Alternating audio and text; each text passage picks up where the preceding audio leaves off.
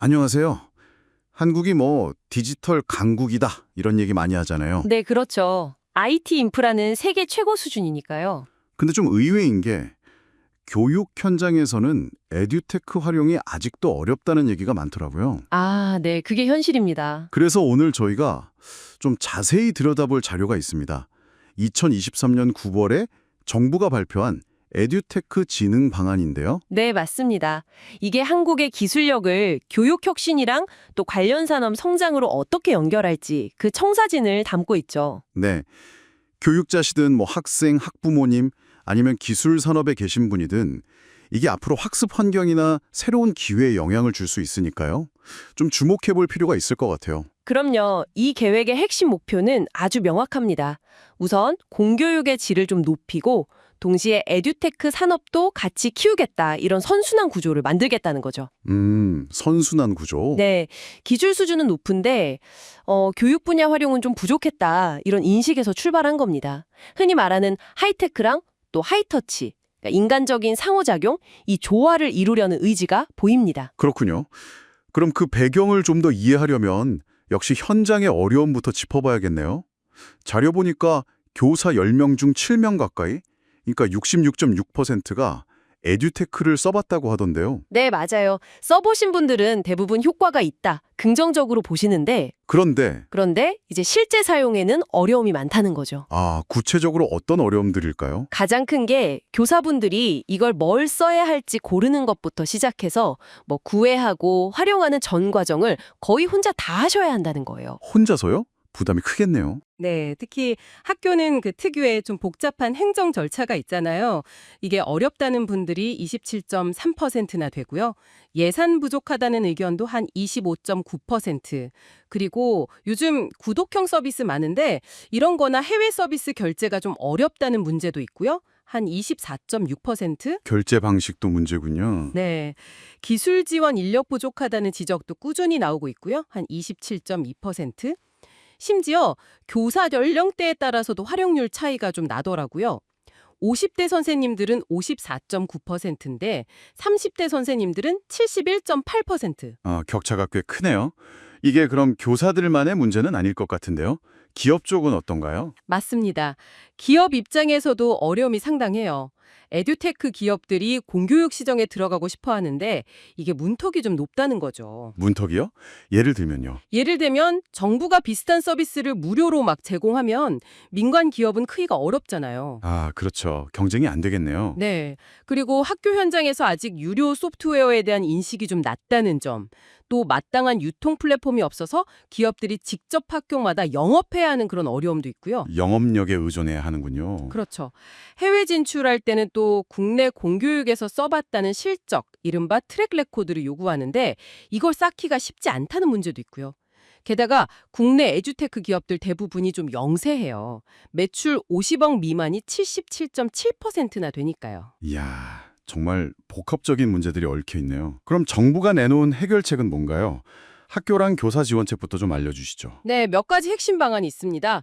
첫째는 모든 교사분들의 디지털 역량을 키우기 위해서 맞춤형 연수를 확 늘린다는 거예요. 터치 교사단이라든지 AI 이대면계 같은 걸 통해서요. 맞춤형 연수. 둘째는 교사들이 좀 쉽게 에듀테크 정보를 얻고 체험하고 또 의견도 나누고 이런 온라인 플랫폼을 만들겠다는 겁니다. 영국의 렌에디라는 게 있는데 약간 그런 모델을 참고하는 것 같아요. 정보 공유 플랫폼이군요. 구매는요? 그것도 어렵다고 했잖아요. 네, 그래서 학교 장터 S2B 시스템을 개선해서 구매 절차를 좀 편하게 만들겠다고 하고요. 셋째는 2025년까지 모든 학생에게 디지털 기기를 하나씩 주는 1인 1 디바이스 환경을 만들고 문제 생기면 바로 지원해주는 테크 매니저 서비스도 활성화할 계획입니다. 디바이스 보급하고 기술 지원까지. 네, 결국 기술 부담은 좀 줄여주고 교사가 학생과의 하이터치에 더 집중할 수 있게 만들겠다는 거죠. 교사 지원책은 알겠습니다. 그럼 산업 육성하고 공교육을 연결하는 건 어떻게 하겠다는 건가요? 여기서 핵심은 2025년에 도입될 AI 디지털 교과서입니다. AI 디지털 교과서. 네, 이걸 중심으로 해서 클라우드, 그러니까 사스부터 시작해서 컨텐츠, 플랫폼, 네트워크, 디바이스까지 이걸 다 유기적으로 연결하는 생태계, CPNDS라고 부르던데요. CPNDS 생태계 구축? 네, 그런 그림을 그리고 있고요. 또 학교 현장의 실제 문제들을 푸는 그런 기술 개발을 지원하고 교육 현안 해결형 프로젝트, 그리고 기업들이 만든 제품을 실제 학교에서 써보고 효과를 검증할 수 있게 에듀테크 소프트랩을 지금 3곳인데 이걸 10곳까지 늘린다고 합니다. 아, 실증 기회를 늘리는 거군요. 그렇죠. 증거 기반으로 활용하자는 거죠. 해외 수출 지원도 강화하는데요. 하이터치 하이테크를 내세운 K-에듀 브랜드를 좀 키우고 에듀테크 코리아 페어를 아시아 최대 박람회로 만들겠다는 목표도 있고요. 교육 ODA 사업이랑 연계해서 진출하는 것도 돋고요. K-에듀 브랜드 규모가 상당하네요. 네, 이런 모든 걸 좀 안정적으로 지원하기 위해서 법도 만든다고 합니다. 가칭 에듀테크 진흥법이요. 법 제정까지 정말 큰 그림인데요. 자, 그럼 이 계획들이 다 현실이 된다면 이걸 듣고 계신 여러분께는 어떤 의미가 있을까요? 우선 학생들 입장에서는요, AI 디지털 교과서 같은 걸 통해서 좀 더 자기 수준이나 속도에 맞는 학습 경험을 할 기회가 늘어날 수 있겠죠. 맞춤형 교육이 확대되는 거네요. 네. 교사분들은 아무래도 기술 도움을 받아서 좀 반복적인 업무는 줄이고 학생들하고의 정서적인 교감이나 깊이 있는 상호작용, 즉 하이터치에 좀 더 집중할 수 있게 될 가능성이 있고요. 교사의 역할 변화도 기대해 볼 수 있겠군요. 그렇죠. 산업적으로 보면 국내 시장이 한 연간 11조 원 규모로 크고 세계 시장은 뭐 2,950억 달러, 엄청나잖아요. 이란 시장에서 우리 에듀테크 기업들에게 새로운 기회가 열릴 수 있다는 점도 중요합니다. 성장 동력이 될 수 있겠네요. 네, 궁극적으로는 이런 것들이 다 잘 돼서 공교육 경쟁력이 높아지고 그럼 이제 과도한 사교육 의존도도 좀 낮출 수 있지 않을까 하는 목표를 가지고 있는 거죠. 목표는 그렇군요. 물론 이게 다 계획대로 잘 실행되고 또 실제로 효과를 거둘지는 우리가 좀 지켜봐야 할 과제입니다. 네, 오늘 저희는 한국 정부의 에듀테크 진흥 방안을 통해서 교육의 미래를 살짝 엿봤습니다. 기술력과 교육 현장의 요구를 잘 버무려서 교실 환경을 바꾸고 또 새로운 산업도 키우려는 그런 의지가 분명히 보이네요.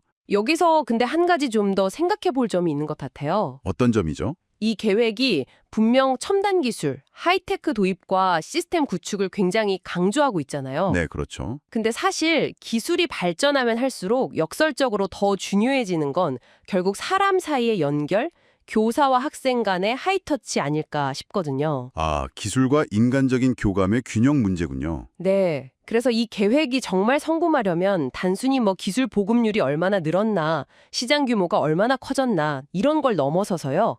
그 기술이 어떻게 인간적인 소통과 교감을 방해하지 않고 오히려 더 잘 되게 도울 수 있을까? 그리고 그 성과를 꼭 시험 점수 말고 다른 어떤 지표로 우리가 확인하고 평가할 수 있을까? 이런 고민이 계속 필요해 보입니다. 네, 정말 중요한 지적이십니다.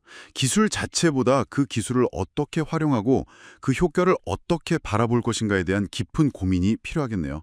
오늘 저희가 준비한 이야기는 여기까지입니다. 함께해 주셔서 감사합니다.